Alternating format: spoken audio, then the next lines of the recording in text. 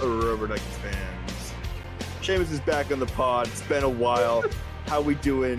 Peter, how we doing? Oh, I'm living the dream. I went up the Brockport on Friday, got this nice new USA inspired jug shirt that I'll now be wearing on the ice. So, I am now loving that. Yeah, I really am loving that. I saw it on the Instagram during the Four Nations, and I'm like, I need that shirt. So, yeah, no, honestly, it's really cool. Yeah, no, I do. I love it. Especially these long sleeve ones. I wear a lot of them on the ice for Duckies. Yeah. So, but I mean, you're always repping the jug. You're always. Always. How have you been, though? You've been off a couple weeks. I have. I've been very busy. Reffing is going well, and exciting news for me. This weekend, I will be hopping on a plane and headed to the Midwest. I am working the NCAA Women's Regional Final. Wisconsin against either Clarkson or Boston University. So super pumped. It'll be fun. I leave Wednesday and I'll come back Sunday. So a little mini vacation over in the Midwest. I do not know what just fell behind me, and nor do I really care. But that is great. How'd your games? Obviously, your games this week went pretty well then. Yeah. So worked the Atlantic Hockey Championship on the women's side. Penn State beat Mercyhurst 4-1. Great game. A good crowd too. Pagula Ice Arena, obviously it's a Big Ten school, so there's a lot of seats, but they filled it pretty well, especially since they were on spring break. So a lot of local fans there, and then the students who stuck around. So it was really fun. Atmosphere was great. Oh, well, that's great. A big week in hockey. Obviously, we have all the conference championships in college hockey, at least. Last couple of weeks, we haven't been focusing too much on college hockey. It's just been a lot professionally going on, so we haven't done a lot of that. But we'll throw a little bit of that in there at the end. Why not? Deadline day was this weekend, Friday. Trade deadline. What do you think of the big move by the Sabres, sending Dylan Cousins and Dennis Gilbert up to Ottawa for Josh Norris and Jacob Bernard? As soon as I get his name, Docker. I have it written down. Bernard Docker. Yes, you are right. I don't understand it. I mean, I know Cousins wanted out of Buffalo. I understand that. But at the same time, you got older with a more injury-prone person. And I think that also sending a second rounder, I feel like that could have just been 2 for 2. On top of the fact that, not that the Sabres ever have cap issues, but well, they do. It's hitting the cap floor. Yeah, it's making sure they're above it. Yeah, and I think that I think it's both teams weren't, or both fan bases, were not thrilled about the trade. No, I mean, see, the big thing, I kind of already accepted the fact that Dylan Cousins was going to move. Right. Yeah, me do too. I think Ottawa was the best partner? No, but I don't really know who else you're going to send him to. But the one thing I'm mad about is Dennis Gilbert. He's one of the few defensemen on the back end that was willing to throw the body and actually play physical. I agree with you, and you know what? But that's the thing that doesn't make sense. I don't know anything about this other guy. No, I never heard of him. And we give up a second round pick. I mean, Josh Norris is a decent player, but I feel like he's 1 for 1 with Cousins. Put Cousins on a good team, and he's killing it out there. Mm-hmm. I don't know, personal opinion.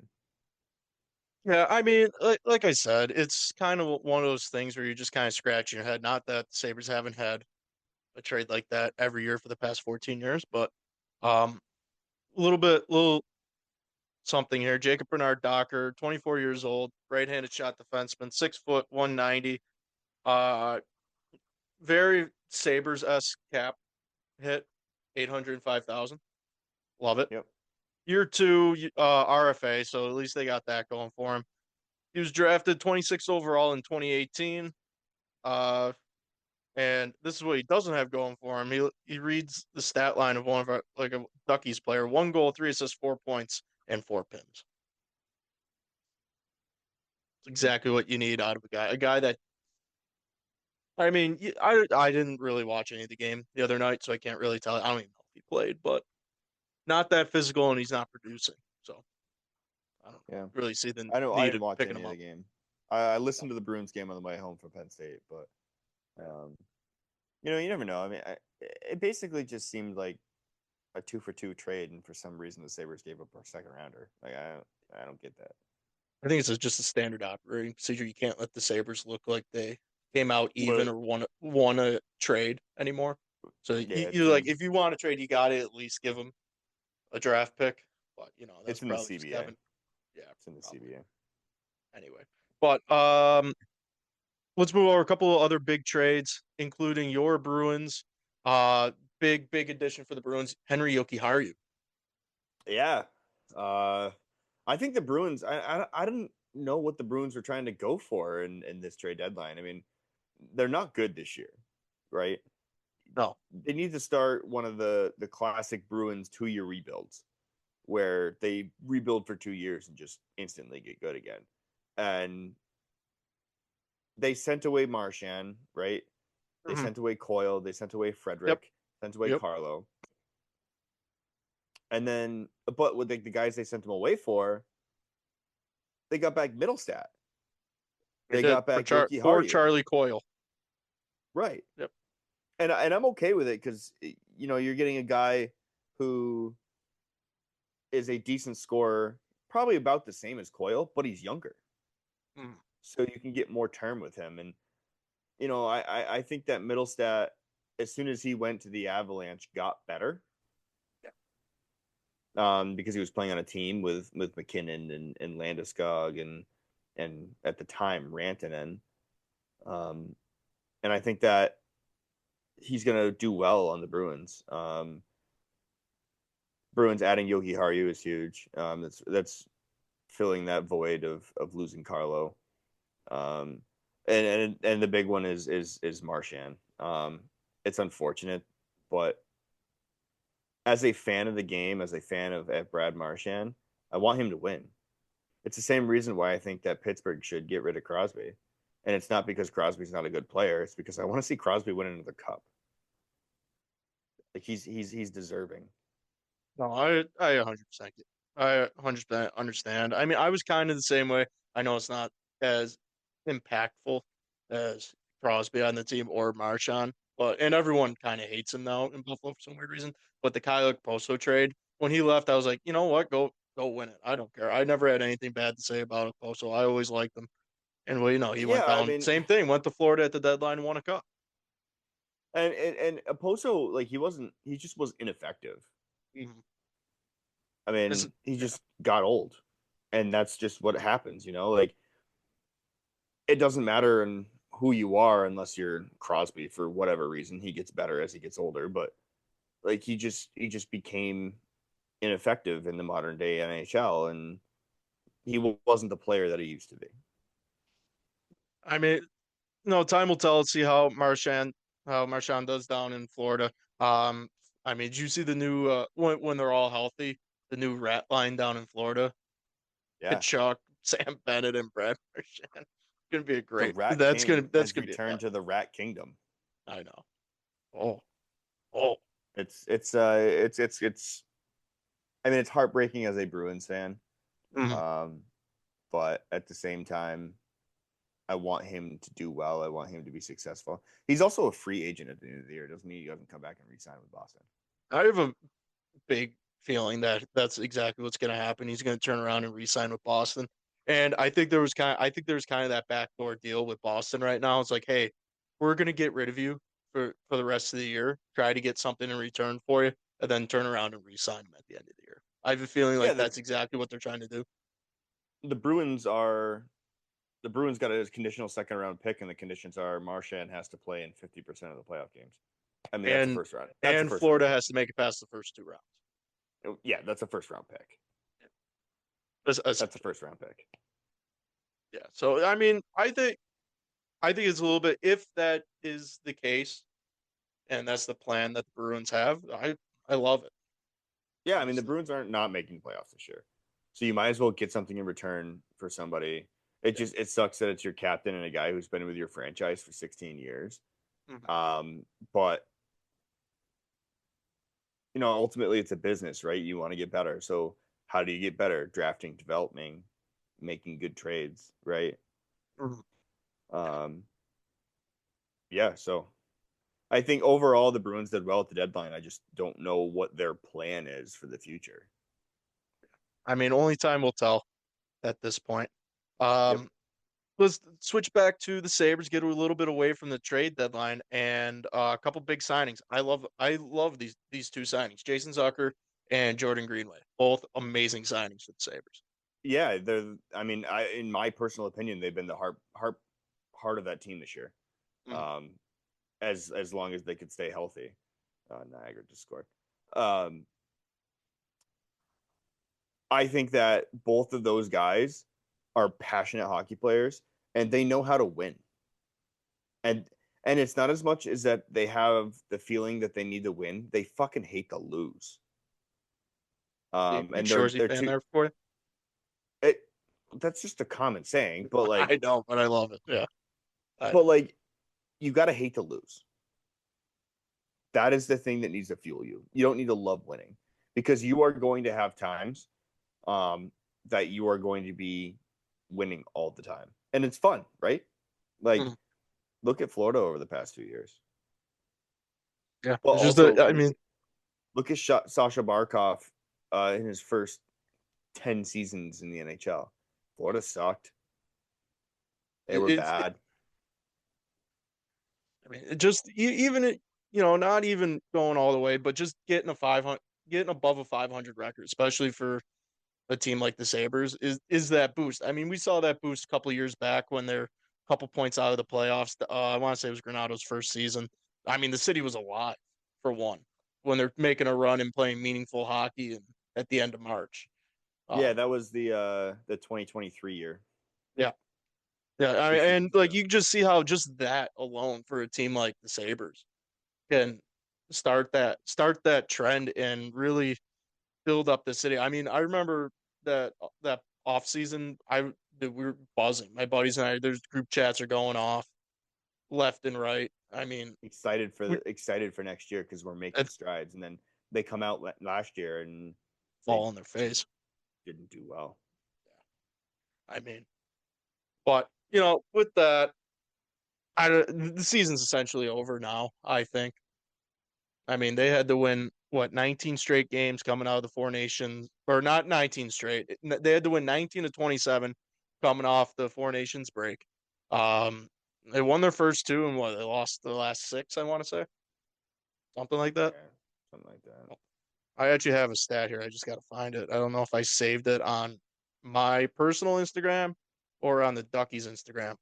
Um, so give me 1 second. I'll find it. But here it is. So this is the seventh winless streak of 6+ games since Kevin Adams has become the GM of the Buffalo Sabres. I just don't think that he's the best fit for Buffalo, but at the same time, who else would you hire? I mean, who wants the job? I think that's a Right. better question. You're jumping into a losing battle. I mean, at this rate, I don't know, put Seth Apart behind the bench, promote Lindy the GM, just let him run the show. That's their only good option if they're going to get rid of him. Yeah. I mean, at this rate, I think he's going to be gone at the end of the season. I think Kevin Adams is gone because someone has to leave. Someone has to be fired after the season, and it's not going to be Lindy. Lindy's not the problem. He's a No, he's proven not. coach. Yeah, Kevin and I Adams is think not a proven GM. I think this is I think this is the end for Kevin Adams at the end of the season. They're going to get through this last month and then be like, "Yep, you're done, bud. Out the door." But And he'll find a again, job somewhere else. he will. It's not going to be general manager though. They're going to put, if anything, he might. If he wants the GM job, he's probably going to have to go down to the American League. Or be an Which assistant GM somewhere. yeah, but he's not going to be a GM in the NHL.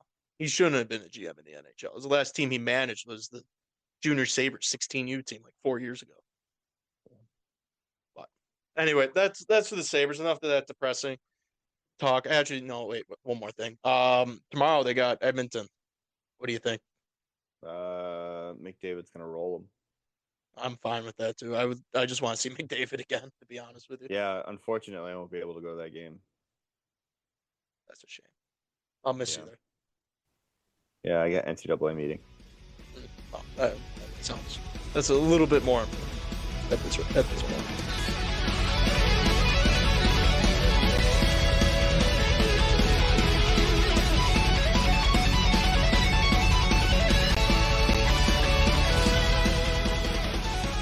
Anyway, moving on. We're gonna try out a new segment for you all. I mean, it's kind of inspired by one of my favorite TV broadcasters, a Bruins coaching legend, and a Boston Bruin 1 game legend, and Rochester Americans legend, Don Cherry. This is going to be Ducky's Coach's Corner. Now, for all of you that don't know out there, Seamus and I have both coached for a good part of our hockey careers. Whether we're proven coaches, at least for me, that is up in the air. Um, but you know what? Let's give it a shot. So the whole point of this is we're gonna pull up some video clips from the Duckies game from last week and from throughout the season, and we're just gonna break it down. Here's what you should do to get a little bit of a longer stride. Here's what you should do with your shot, positioning updates, that type of stuff. Try to improve the Duckies game, even though I know about 4 Duckies listen to this podcast, and only one of them is currently on the podcast right now. So, because I don't, after editing, I don't listen to this. I'm not gonna lie. I listen to it enough through editing. Anyway, we are going to throw this section up on our YouTube, so it should be interesting. You can finally see Seamus and I's beautiful faces for once in your life. You don't look too happy about that. Well, I got a mug, dude. I ain't got a beautiful face. Yeah, join the club. Anyway, so with that, the first one we're gonna do today is from our Duckies game last week. Uh, as you know, if you follow the Instagram, Aiden Hansen had a big goal. His first of the season. I want to say first of his career. I don't know if he scored last year. He's no. I think this might be his first of his career. Might be his first of his career. So big news for the defenseman's a loose term on this team anyway. So let's take a look here. 3-on-2 coming down. Take a quick look at it. Here is for all of you watching. As soon as I figure out how my mouse is working, there we go. We got Aiden right here coming down the middle of the ice, white helmet. We got David Held over here, big Dougie Glatt. And I want to say we got Mecca with the puck over on the side. He's going to take this one down wide, just like he should. We'll see how it plays out. And a big shot with a big goal. I just love how excited he gets too. I mean, team just straight erupting for the kid. I love it. But but let's not forget we lost this game, and if you look at yeah, the score bug, it's 5-0 here. yeah, we lost. Would we give up 6 in the third? No, 5 in the third. Lose the game, 6-5. Yep. Yeah. Yep. Anyway, very Sabres-esque, as I said in my post. Well, let's take a look here. Seamus, what do you think about this shot? He's in As the he's right coming in. position. In the right position. The weight transfer is there. Yeah. David Held crashing the net. Mecca finds a perfect lane to Aiden. Overall, it's just a good overall play. Defensively, it looks like they kind of gave up. They saw Aiden and was like, okay, this kid ain't scoring. And Aiden proved him wrong. Yeah, no, dude. As you said with the shot, the one thing I would like to see, I like to see him bend that knee just a little bit more, try to get a little bit lower and drive that way forward. If you look, you see how he's kind of popping up a little bit with that shot. Mm-hmm. If he just stays down and stays a little bit lower, he could probably get an extra 10, 15 miles an hour on that shot, break the 50 mark. Um, but as you said, it's great positioning. I mean, Mecca does a great job to draw this defenseman down into the corner as he's coming in, keeping his head up the whole way. And if Yep. we bring it in. It's a great read. He has that puck down behind him. That defenseman bites as he transitions. Also, if Mecca is a great guy looking for Aiden here. I mean, if I turn around and saw Aiden in the slot, I don't know if I'm passing the puck. Not gonna lie. because this defenseman is horribly out of position. He's already beat to the outside, and with the speed of Mecca would be on this back post before this guy hits the face-off dot anyway. So, True. but yeah, as you said, yeah, these guys just kind of were like, that's a shame. But yeah, great shot coming through. He keeps that stick open too. See how? Look at his hands right here. Wish I could. Let's Yeah. see. How do I? I want to say no. That was not zoom. Never mind. But it looks like he's coming through and keeping his hands open like this, and kind of trying to almost like a saucer pass as he's shooting. Can't really see the stick blade on that, but you know what I mean. Yeah. It's a good follow through too. It is a good follow through. Like to see him turn those wrists over a little bit, but I love Held sitting here on the back on that back pad going like he's even saying yeah he ain't scoring, so at least try to go for that backdoor rebound because odds are it's coming straight out this way. There's no way he's Yeah.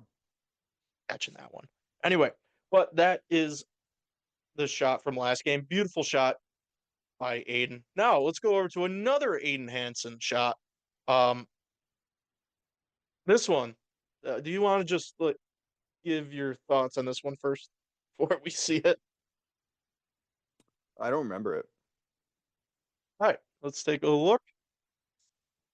So first up, we got big GM, head coach GM, director of player operations, Kyle Flynn down the middle here. I want to say we got O'Brien over in the corner here. Gabe looking beautiful down the slot. I mean, all he has to do is just and Gabe's gone with his coast speed right to the back post for a goal. I love Curtis up here in that up here just on the outside. He's going to creep in, give that Defensive. third man He's support. also acting as a defensive support. Yeah, I love his position. Honestly, Ducky's positioning right here. It's perfect. Let's keep it going. Take a look at the shot. So it's come in. Another beautiful one timer. So first thoughts. It was a set play. Set play. OB Set not play. even looking. Obi not looking. Aiden with the fake clapper, pass off the skate, off another skate in the goal. Okay, Set so play. here's the problem I have with this, and it has nothing to do with Aiden, nothing to do with his shot. Curtis as a defensive support, way too low. Okay, he should True. be up here a little bit more. Now, if you're O'Brien, because it's fairly obvious he has no idea who he's passing to back here. Okay, um, True. pretty sure he's trying to give it to Gabe right here. But if you turn around, you have your head up, you see Aiden creeping in like right here, and let's just bring it up right to the shot. And we have the traitor himself, Carl, behind him, and another forward right here. He either misses this puck or this guy pokes it early. That's a 2-on-0, 3-on-0 going back in on Burr. And then I think we're having a different discussion here. Mm-hmm. But that's my issue with it. This one, his shot here mechanically is actually, I think is better than the last one. He's bending that lead knee more. He's keeping that head up. He's getting that weight forward, turning those wrists over. He just straight up misses this one. Then it just goes right off the feel of his stick. Get in nice and close. Yeah, just complete right off the heel. But the one thing I want to say is the footwork of Kyle, of our GM here, Kyle Flynn. Beautiful little pass right to Gabe on the back door for a beautiful goal. Yeah, it was great. You gotta love that. So that's that's a little bit of a taste of our new segment, Coach's Corner. So we'll take a look at something next week if we come up with it. If not, whatever. But I will get that up on our YouTube. Let us know what you guys think, and we'll keep it going if it's actually worth it. Sound good? Sounds great. All right, cool.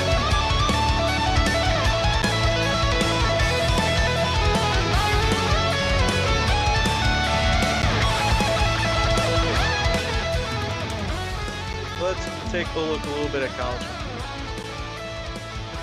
So as you said, middle of the playoff here, or the playoff season for them. A lot of conference championships going on right now. You said you were down for the women's for Atlantic hockey, at least. I'm assuming you mentioned Niagara earlier. I'm assuming they're on right now for the men. Yep, Niagara's playing Army currently. How's that looking for them so far? They are tied. Interesting. Should be a good one. AIC is taking on Holy Cross. That is underway at the moment, and then we got Air Force Sacred Heart. Just see where that at Sacred Heart. So that game should be underway also. Let's take a quick look at the stats here for AIC and Yeah, I'm gonna pull up Holy Cross. USCHO here. What was that? Pulling up USCHO here. So AIC is losing to Holy Cross 3-2, 9:29 Mm-hmm. left in the third. Air Force is losing to Sacred Heart. 11:49 left. And Army is actually beating Niagara. I missed that goal. Oh shit. uh, so yeah, Army is beating Niagara 3-2 right now with a little less than that, 8:30 left in the third period. Not looking good for our Purple Eagles. Who do you think's the best? Who do you think's the best of the six remaining? Uh can't count out Sacred Heart. Uh, they are the team, right?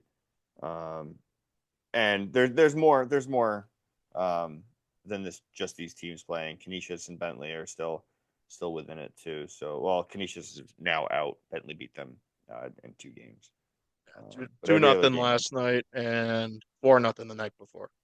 correct. Yeah. Yeah. Yep. Let's see what else we got here. Oh yeah, that was the only other. Never mind, that was the only other series. Um, do you think AIC is going to pull out any of this old black magic from a couple of years ago? Even with the program getting demoted at the end of the season. I, I don't know. I mean, the biggest thing that I talked about with fellow officials was imagine this year in the AHA championship, you have Army and AIC. Army losing their head coach, the Riley family, who's been incredible for the last 50 plus years. And then AIC, who's being demoted at the end of this year. Just to have those two teams competing to win the AHA, which would be incredible. So, um, you'll have to see. But you can't count out Sacred Heart. They're first in the league this year. Can't count out Holy Cross. Um, you know, you never know. So that's why that's the big thing about hockey. You never know. Those underdogs come out of nowhere and make a run for it. Yep, And, there's so much parity, especially within Atlantic hockey that um, you never know. hmm. uh, I mean, that's why it's always just been a great thing, great little sport for that. And again, you never really know what's going to happen. That's the one reason why always like doing the SUNYAC games when I was in college. Just taking, going out and you get to travel and you get to watch some of these big schools coming out and just having and playing their hearts out for everything. And speaking of SUNYAC, as I've just pulled this up, uh, Buff State. We were talking about them all season, top of the top of the conference all season. Lose in the first round, or I'm sorry, no, Unfortunate. they lose in the second round to Oswego, 5-2. So they got knocked out relatively early. We got in the first round, Plattsburgh took down Potsdam. Buff State took down Canton. Second round rolls around. Plattsburgh taking down Cortland. That's a Portland, actually the number one seed. So that's a big upset there for Plattsburgh. And then Oswego taking on Buff State for a traditional SUNYAC hockey final with Oswego and Plattsburgh. Yeah, and I had a couple friends that worked that game. They said it was an absolute electric atmosphere. It always is, especially in Oswego. Yeah, they hate each other. It's awesome. You've skated at Oswego, right? Yes. I love that arena. Absolutely Yep. beautiful. It's very similar to RIT. Mm-hmm. Sorry, I'm just trying to find all the stats for that Oswego game at the moment, so it's gonna take me a second. But they have They have that hanging scoreboard too, right? Oswego, they did. I don't know if they still Oh, do. they did. They got rid of it. That sucks. Yeah, 5-2 game. Oswego Lakers over the Plattsburgh Cardinals, and I mean, Oswego just was in control the entire game. I mean, they put in five straight start the game. Um, Plattsburgh tried to fight back in the second, putting in two, both by Jaeger Benson, by the way, and then just nada after that. Can't Plattsburgh dug themselves a hole and just couldn't get out of it. But what are you gonna do? That's the game sometimes. Yep. And also, Plattsburgh just had a bad year. Yeah, Their whole year was bad. Um, no. something the Duckies need to learn: getting a lead early and holding on to it. Yep. Speaking of the Duckies, what's obviously not a big, not a impressive showing last week, but what are your No, thoughts? but I mean, I played well. Yeah, I two felt happy goals. with my performance. Yep. And I was only out there for one against, so overall felt good about it. Um, and I know he's kind of said that that's hockey in your post game interview there, but really, any thoughts on the activities after the game? Yeah, I mean, I think that there wasn't going to be a suspension if it just ended at this kerfuffle that they had. I Yeah, think it was the bullshit that went on during the handshake line. Um, sounds about right. that's that's what that's what earned Carl his suspension. No, I believe so. I think So so too. But well, that's kind of the one thing. If you watch that video, it's right at the end of our package, the little kerfuffle down at the blue line. There's yeah, that kid, the guy with the white helmet goes in. I kind of go in and try to grab him around the neck. I wasn't gonna do anything. I literally pulled him off and I look at him like, "Hey, there's no point in us getting suspensions too." He goes, "Oh fuck, you right, bro." So he just gave me a hug and we're like, we just kind of both of us just kind of slowly back out of the pile. yeah. I don't get involved with that shit. I got too much on the line. Yeah, I literally just looked at him like, hey, just let them go, let them go. We don't need to be in this. Yeah, Um, but we got a big game coming up next week. We got Ice Wolves, yep, 9:45 at Holiday. yeah. What are your expectations? Should be a good game. I think we'll play them hard, and I'm excited for it. Let's see. Duckies are averaging about 5 goals a game against the Ice Wolves, 4.8. So even there, I'm sorry, that was goals against per game. Goals four per game, 4.3 for the Ice Wolves. About just a little bit north of 5 for the Duckies. Um, Penalty minutes per game. Ice Wolves have the edge at right around 4 minutes. Duckies have about two and a third. And then power play goals per game. They have the edge. There's not many. There hasn't been many penalties this year, as we've talked about numerous times on this Yeah. podcast. It's been a kind of a down year for that. Um, Well, in our two previous games that we played, both times have gone to overtime. I mean, the stats kind of show that too. So, um, it's we play each other hard. I think we're two very evenly matched teams. it should always be fun. As you said, both of our last games went into overtime. 4-4 tie on November 26th, and a 7-6 Ice Wolves victory on October 22nd. So, um, if you are a betting man, I'd say the Duckies are due against the Ice Wolves.